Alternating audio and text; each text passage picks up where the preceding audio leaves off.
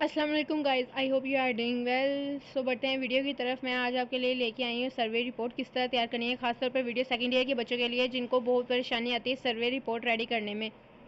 तो आप देख सकते हैं कि सर्वे रिपोर्ट के टोटल 13 पॉइंट्स हैं और 13 के 13 पॉइंट्स की एक्सप्लेनेशन मैंने आपको दी हुई है। इस वीडियो को बगैर स्किप किए देखना है, आपको सब पता चल जाएगा किस तरह करना है और क्या क्या लिखना है। तो चलिए देखते हैं। सबसे पहले आता है पॉइंट नंबर पेशे लफ्ज़। इसको आपने एज इट इज़ जैसे मैंने लिखा है वैसे ही लिख देना है, कोई अपने तरफ से फारसी नहीं छोड़नी, जैसे मैंने लिखा है वैसे लिख देना है वो। फिर आप बढ़ते हैं दूसरे पॉइंट की तरफ। दूसरे पॉइंट का नाम है इजहार तशक्कुर। इस पॉइंट को भी एज इट इज़ वैसे ही लिख देना है जैसे मैंने लिखा है, बस थोड़ी सी चेंजिंग होगी, ये कि आपका टॉपिक कोई और होगा, मेरा टॉपिक कोई और है। उसके बाद आ जाता है सर्वे का तरीका। आपने सर्वे के तरीके में सबसे पहले तारीफ़ लिखनी है, फिर सर्वे का तरीकाकार लिखना है। जैसे मैंने लिखा हुआ एज इट इज़ आपने वैसे ही सारा नोट करना है, अपने से कोई फारसी नहीं छोड़नी। आपके सामने सारा लिखा हुआ है, आपने सेम ऐसे का ऐसे ही लिखना है। क्योंकि अक्सर ही कॉलेजेस में टीचर्स बस कह देती हैं कि आप टॉपिक सिलेक्ट कर लें और उस पर एक सर्वे रिपोर्ट रेडी करके आएँ, लेकिन ये बच्चों के लिए बहुत मुश्किल होता है क्योंकि सब पहली बार होता है, पता नहीं होता क्या करना है, किस तरह करना है और कैसे फेस करना है। ये मुश्किल मैंने भी फेस की थी। सो ये जो आपके सामने टेबल लेबल हुआ है, आपने इसको भी एज इट इज़ वैसे ही अपनी असाइनमेंट शीट पे नोट कर लेना है, कोई अपनी तरफ से फारसी ना छोड़। फिर उसके बाद आती है तारुफ की बारी। तारुफ में आपने वो लिखना है, आपने सेम मेरी कॉपी नहीं करनी, सिर्फ आप एक बार रीड कर लीजिएगा कि मैंने क्या लिखा है। आपने तारुफ में वो लिखना है जो आपका टॉपिक होगा, आपने उस टॉपिक से रिलेटेड उसका तारुफ बयान करना है। आपने मेरा वाला नहीं लिख लेना, अगर आपका मेरा वाला टॉपिक है तो आप ये लिख सकते हैं, वरना आपने दूसरा लिखना है जो आपका टॉपिक होगा, आपने वही लिखना है।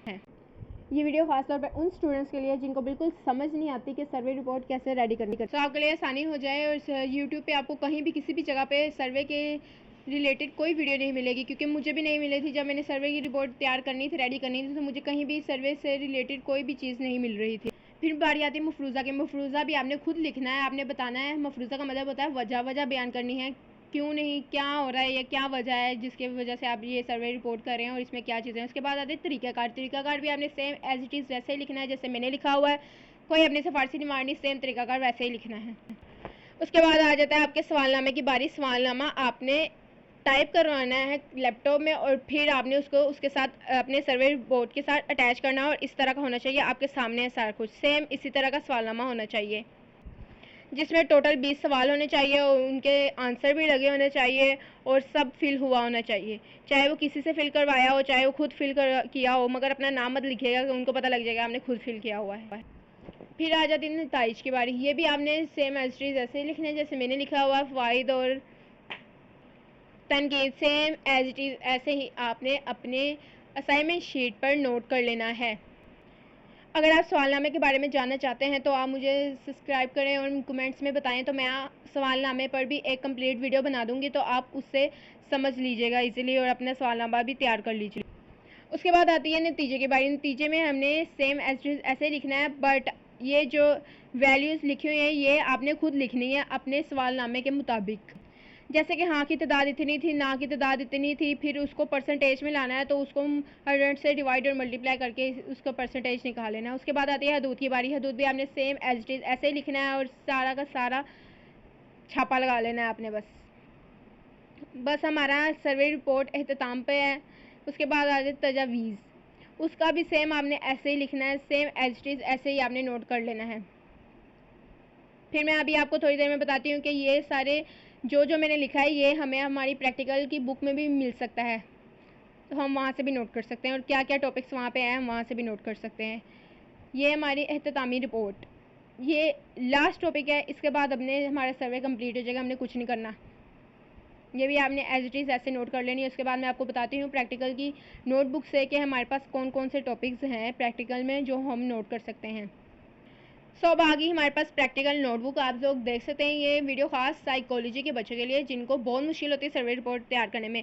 सर्वे रिपोर्ट को हम फील्ड वर्क का नाम भी देते हैं। पहला पॉइंट हमारे पास स्पेशल लफ्ज़, जो कि हम मेरे आपको बता दिया वैसे एज इट इज़ ही नोट करना है, ये हमारे पास नहीं है प्रैक्टिकल में। इजहार तशक्कुर, ये भी हमने वैसे ही नोट करना है, ये भी हमारे पास नहीं है प्रैक्टिकल की बुक कॉपी में। फिर आता है सर्वेकार का तरीका, तीसरा पॉइंट है, वो हमारे पास प्रैक्टिकल की कॉपी में मौजूद है।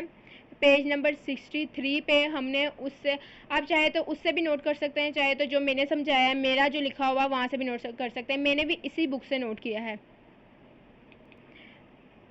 उसके बाद आ जाता है चौथा पॉइंट, तारुफ। ये आपने खुद करना है, अपने पॉइंट आपको जो मिला होगा टॉपिक उसके मुताबिक आपने खुद तारुफ उसका लिखना है। मैंने तो नेट से निकाल के लिख लिया था। उसके बाद आता है मफरूज़ा।